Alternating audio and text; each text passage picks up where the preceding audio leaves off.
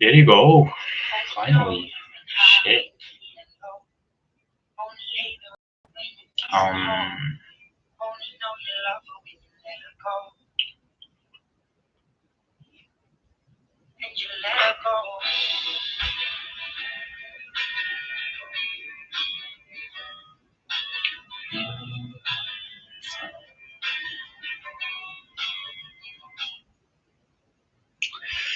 let me check it one more time. It is working. Oh,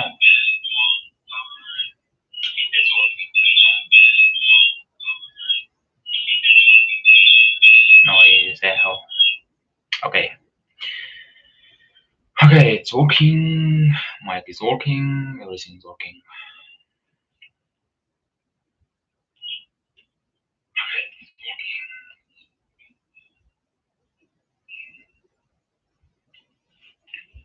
So, the reason I'm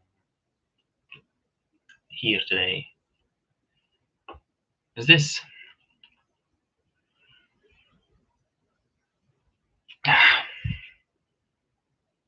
I know. It's a great book. It is. So, I'm gonna read it today.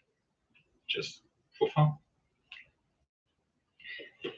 And I don't have any idea about it, first of all. So, yeah. It says celebrating 25 years as the first personal finance book of all time. Okay. What the rich teach their kids about money that the poor and middle class do not. That's a good point. Okay. I'm reading the cover, by the way, not inside.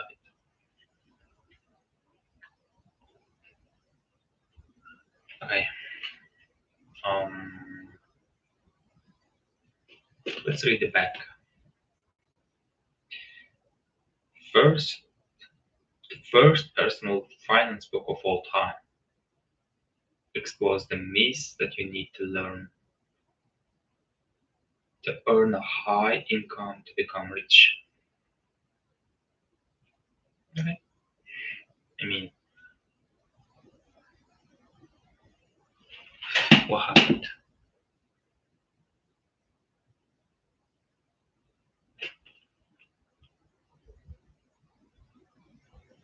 Nothing has happened. What? Okay.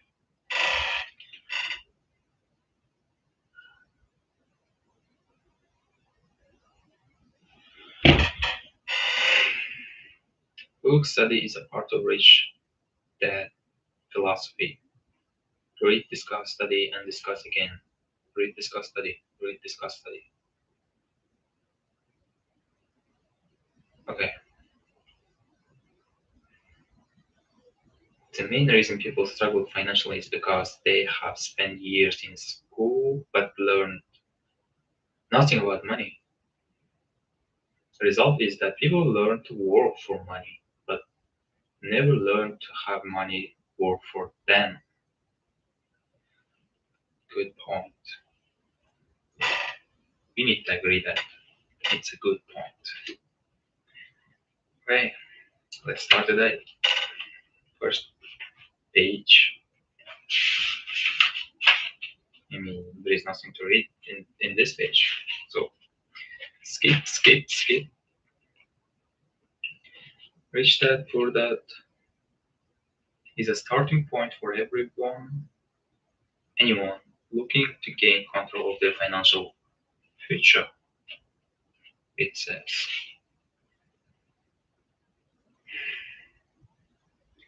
Best-selling books. Okay, skip.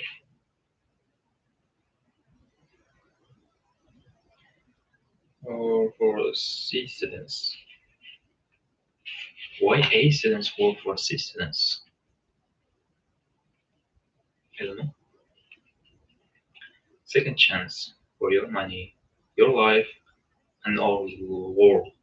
Lessons in military leadership for entrepreneurs.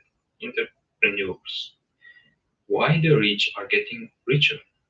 Why is financial education? What's financial education really? Books co-authored with Donald Trump. I don't. I'm not a fan of Donald Trump too, but okay. Why we want you to be rich? Two men, one message. Okay, skip, right? Okay, there is a reading part. That's a little message, kind of. How does a person say thank you when there are so many people to thank? Obviously, this book is a thank you to my two fathers who were powerful role models, and to my mom who taught me love and kindness. Yeah, the person must the person most responsible for this book becoming a reality is my wife Kim, my partner in marriage, business, and in life. She makes my life complete. Yeah, happy person, happy man, lucky man.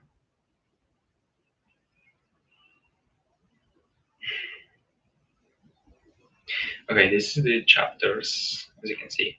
Content. Chapter 1. How many chapters are there? Introduction. 9 chapters.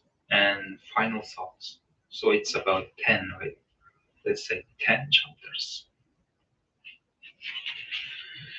Okay, today we are going to read only chapter 1. Yeah, we can slowly get into it.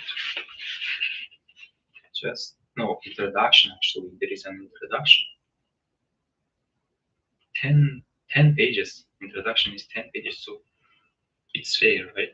To read just only the introduction today. 20 years, 20 hindsight. It was 20 years ago today.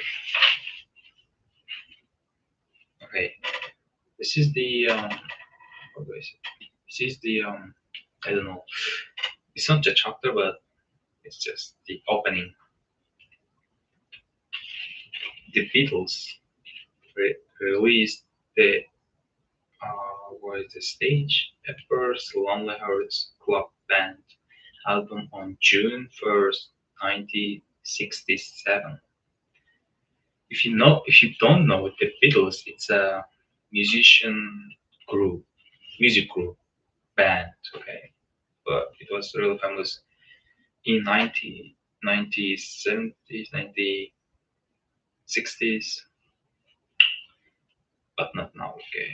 So it was released, they released album, kinda, I think. It was an immediate commercial and critical success, spending 27 weeks at the top of the album's chart in the UK and 15 weeks at number one in the United States. So we are talking about the band still, like they are how they blow up. Okay, magazine, Time magazine. It's Time in. There is a magazine, right, in United States. Times, just Times. So I think they're talking about that one. News. Time magazine declared Pepper's a historic departure in the progress of music. It won 4 Grammy Awards in 1968, as well as Album of the Year, the first rock album ever to receive that honor. Okay, so they're talking about that they received 4, still like they're talking about just their achievements. Well, we can read that too. Right? The reason I'm saying that, this is the See, rich dad, poor dad. Talk to me about how to be well, successful, not the results of others. Okay, I'm not gonna answer that.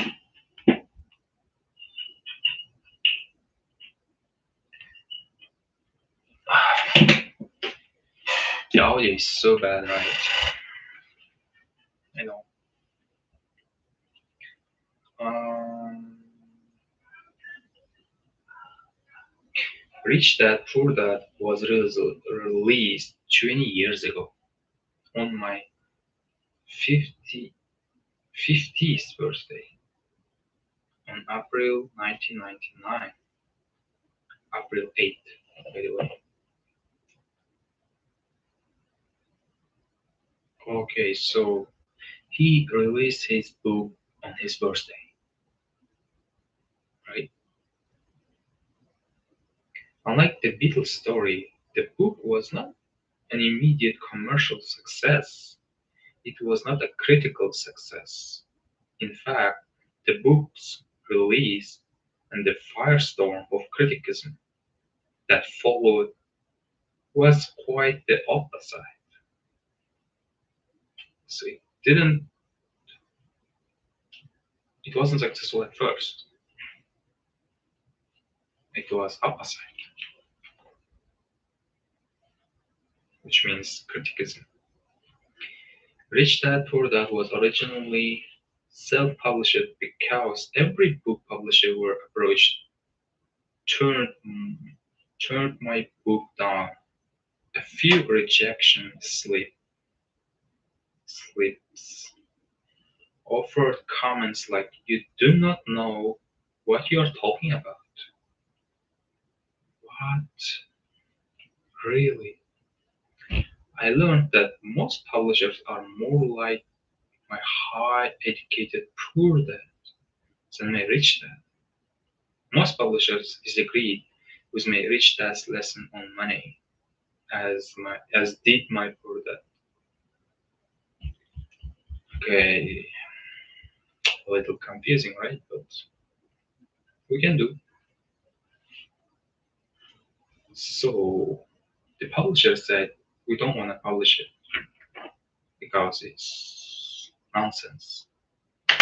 They didn't like the content. Okay, that's the page one. We already read one page. I mean, that's the one page, right? Next, 20 years today. Okay. In 1997, Rich Dad Poor Dad was outpouring a book of lessons about the future. 20 years later, millions of people around the world are more aware of my Rich Dad's warning and his lessons about the future. With 20 of 20 hints, insights, right? I don't know how to pronounce it. It's this word, inside or outside. What is this? Yeah, this one. No, this one. With 20 of 20 insight. I hope so. Um, Many have said that these lessons were prophetic predictions come true. A few of those are Rich Dad's lesson one. The rich don't work for money. The rich don't work for money. What does it mean? I mean, I know, but how is it possible, right?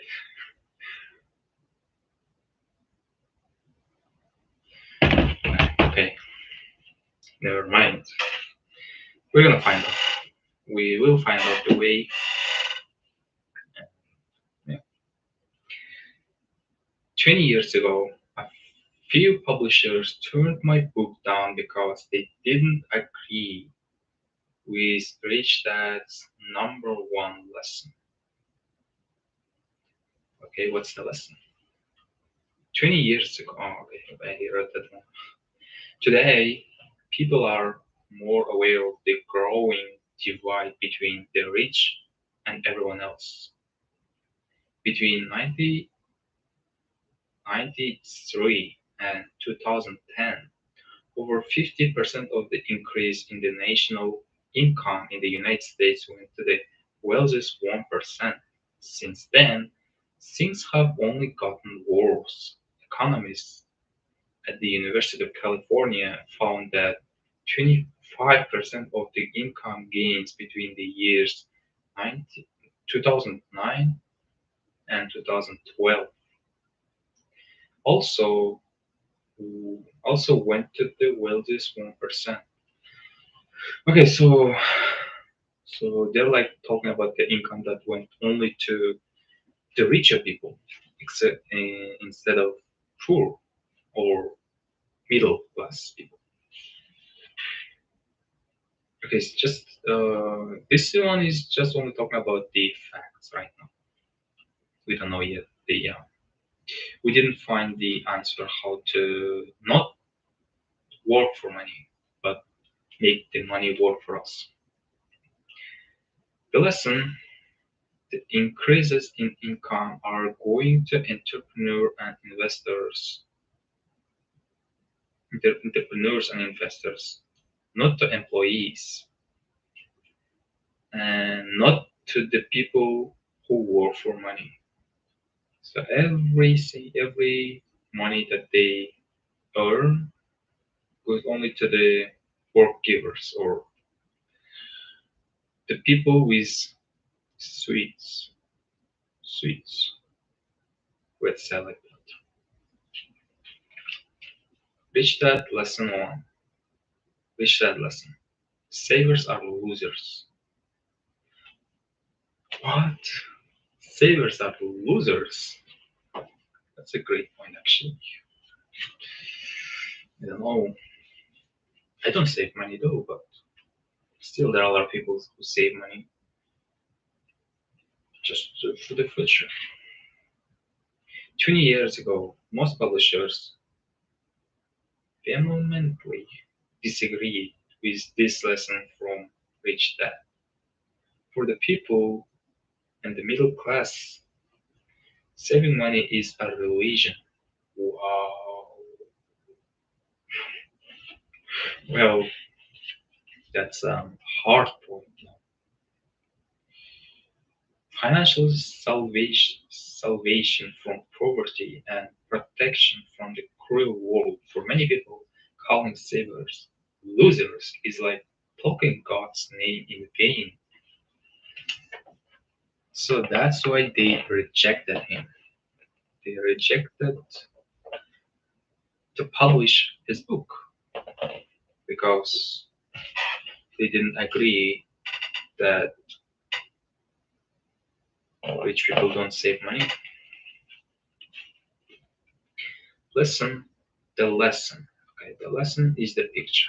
This is the picture. A picture is worth 100 or 1,000 words. 1,000 words. Take a look at the chart of 120 years of the Dow Jones Industrial Average, and you will see why, how, and how savers become losers. The chart shows that there are there are there have been three massive stock market crashes in the first 10 years of this new century. The chart below it illustrates these three crashes. Let's see. Mm, well, it's not really visible from here, but can you see that? So that's the picture. Yeah, it says there are three crashes. Okay. The first crash was the dot-com crash around the year 2000. Oh, where is the 2000? Like that. The second and the third crashes were in the real estate crash of 2007, followed by the banking crash of 2008. Okay, so we know that. So we know that. Where is my finger? If you save money, you become loser. Um, that there were crashes in um, financial banking of the industrial average of Dow Jones. Mm, what else? Only the income that is coming goes only to the people who are richer, not to the middle class or poor. That's three. And we know that. What is that? Okay, never mind. Okay, so these are the things just for right now. So another picture. The giant crash of 1929. It is it's between two world wars. When you compare the first three crashes of the 21st century to the giant crash of 1929, you gain a perspective of how truly giant the first three crashes of the century were. Okay, where is it? Wow, that's a lot. Oh, wow. So it's the thing that happened the crash that happened in 1929 is nothing compared to the 20s, 2000s beginnings, right? It's just so we see the difference between this side. This is like in 2008, 2009, and this is right somewhere here, 1929. It's not even visible. Okay, one more minute. Yeah, I can hear you. I mean, it's the audio is audible. That sound strange. Printing money. Hmm. The chart below shows that after each crash, the U.S. government and the Federal Reserve Bank began printing money. So there were crashes, and they just produce more money. Right? How easy is that? Biggest money printing of all time. Fed expansion of monetary base. Okay, this is the picture. The biggest produce was in 2013, I think. Saving the rich. Next page. Saving the rich. Between the years 2000 and 2016, in the name of saving the economy, the banks of the world kept cutting interest rates and printing money. So they just stopped printing money, right? While all our leaders want us to believe they were saving the world, in reality, the rich were saving themselves and threw the poor and middle class under the bus. Yeah, that's so if you think about it, it makes sense. There are no money is being produced, and even if they would be produced, they straight go to rich people.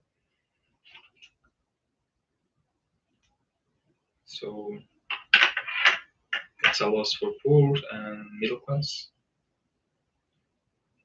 Today, interest rates in many countries are below zero, which is why savers are losers.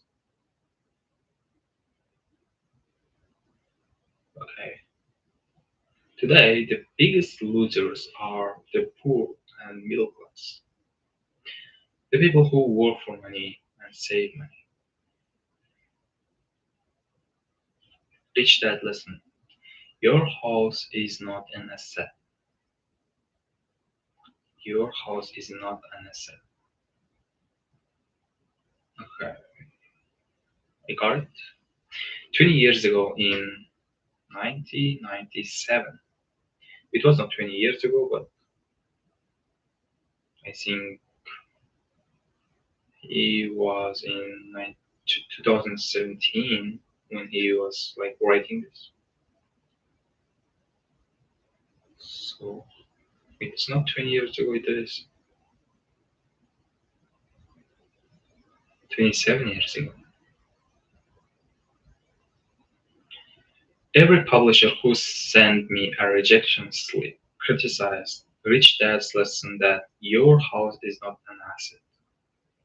10 years later, in 2007, when subprime borrowers began to default on their subprime mortgages, the world's real estate bubble burst, and millions of homeowners found out that the truth in that lesson the hard way. Their house was not an asset. Okay, still, okay, this is not the chapter, right? That's why maybe it's still like talking the facts that happened in the past, not going straight to the lessons. The real problem. Let's talk about real problem. I mean, the real problem. Most people do not know that the real estate crash was not really a real estate crash. No. Poor people did not cause the real estate crash. The rich caused the real estate crash. How easy is that to read this? Right? Erase that with punctuation. The rich created financially engineered products known as derivatives. Derivatives. I have no idea what that is. Products Warren Buffett has called weapons of mass financial destruction. When the financial weapons of mass destruction started to explode, the real estate market crashed and poor subprime, is that subprime or subprime? Borrowers were blamed. Ah, actually, yeah, they just blame the weak. They cannot. They have no. They have less power to blame someone, you higher or greater. Okay, this is the. So I have read the page 5 right now. Let's move on. Right? In 2007, there were an estimated 700 million, what? 700 trillion dollars in financial derivatives. Derivatives. Oh my, our tongue is not getting that word correctly. Derivatives. Derivatives. I don't know how to pronounce it. Today, it is estimated there are 1.2 quadrillion dollars in the financial derivatives. In other words, the real problem has gotten bigger, not better. Okay, let me catch my breath. Let me catch my breath. Breath. Yeah, that's the correct one. Rich Dad lesson. Why the rich pay less in taxes?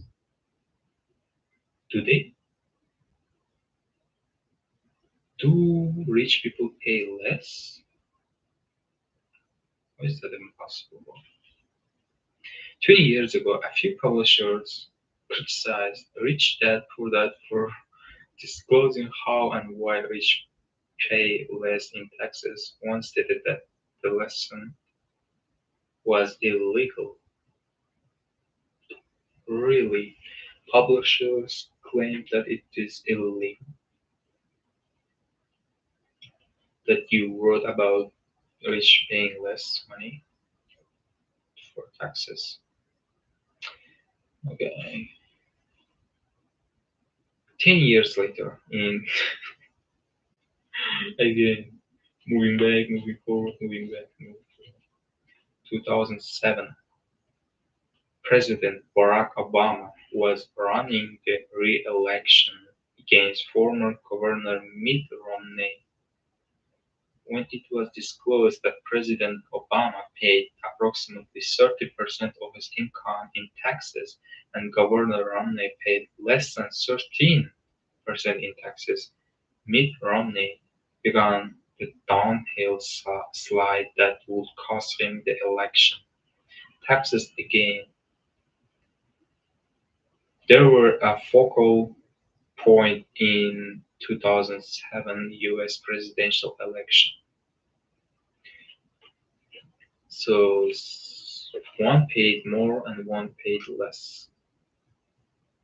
And it caused that he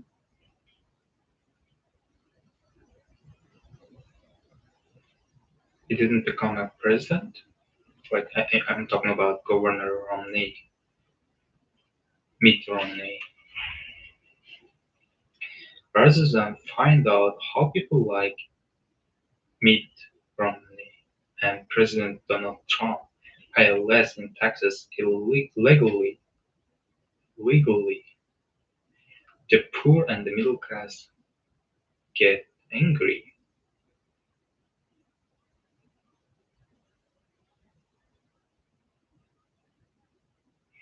That's a great. See, this book is more going into the politics, which I don't like. Actually, I hate politics. While President Trump promises to reduce taxes for the poor and middle class, the reality is the rich will always pay less in taxes. The reason the rich pay less in taxes goes back to Rich Dad's lesson number one. The rich don't work for money. As long as a person works for money, they will always pay taxes. That's good. That's a good one. Even the presidential candidate Hillary Clinton was promising to raise the taxes on the rich. She was promising to raise the taxes on those with high incomes. People like doctors, actors, and lawyers, not the rich, real rich. So you got it right. Okay, page 7. Although the rich dad poor dad was not an immediate success like the Beatles, the Peppers album, Rich Dad Poor Dad did make the New York Times bestseller list by the year 2000 and stayed on that list for nearly 7 years. Also, in the year 2000, Oprah Winfrey called I was on Oprah for the entire hour, and they say the rest is history. Wow. Okay. So we're not talking about how and when it blow up. I mean the book, how it become extremely famous.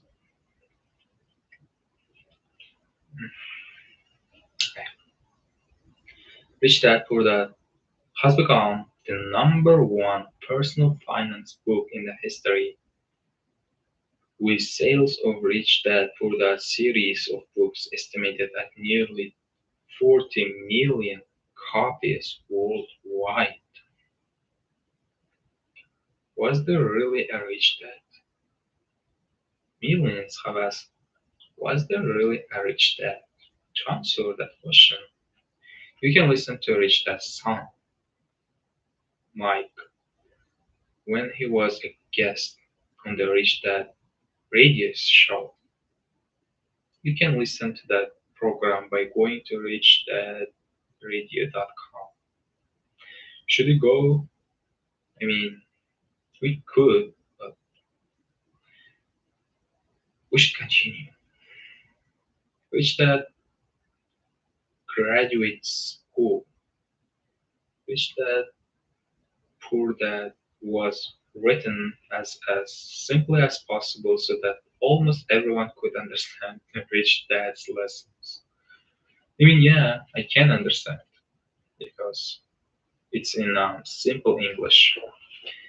By the way, English is not my first language. It's not even my second language. It's my foreign language. So no judging. For those who want to be, what was I? Yeah. For those who want to learn more, as part of the 20-year celebration, I wrote why the rich are getting richer, and what's the financial education really. Good point. Why the rich are getting richer goes into greater and more specific detail on what Rich Dad really taught his son and me when it came to money and investing. Okay, so that's the page 7. Let's move on to the next. Oh my god, I'm so clumsy. Next page. Why the rich are getting richer is Rich Dad Poor Dad for graduate students. It's graduate student for Rich Dad students. Huh? What do you mean? A warning and an invitation. While I did my best to keep why rich are getting richer as simple as possible, what the rich really do is not easy or easy to explain. What the rich really do requires real financial education not taught in in our school. I suggest reading Rich Dad Poor Dad first. Then, if you want to learn more why the rich are getting richer, maybe for you. So there is another book. You're saying there is another book. After I finish this, I will read another book. I will read another book. Okay? But you're advertising. You are advertising your another book right in your first book.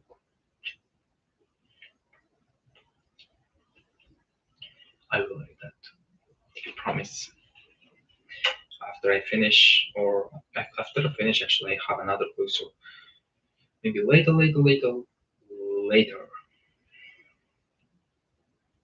Thank you for the 20 great years.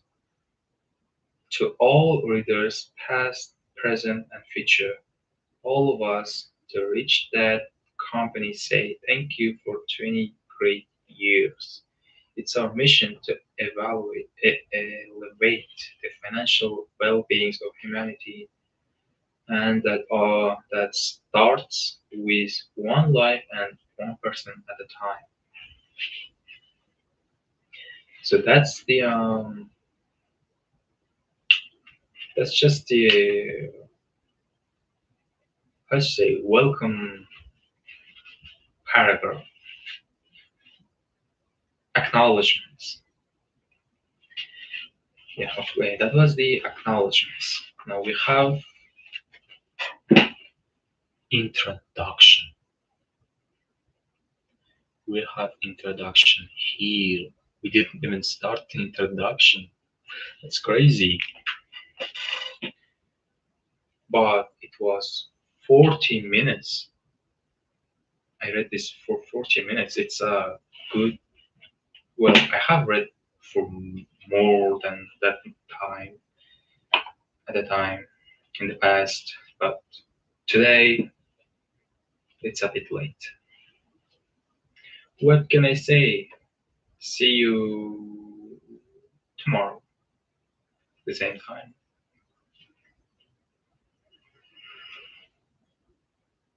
About the book, actually, that's good points, good acknowledgement, and I like it. It's catchy, actually. You know, how can I express that?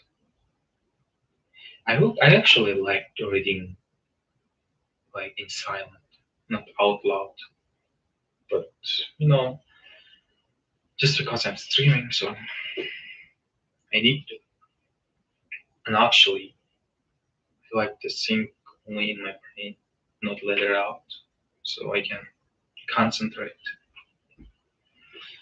Yeah, but that was a good time, good book.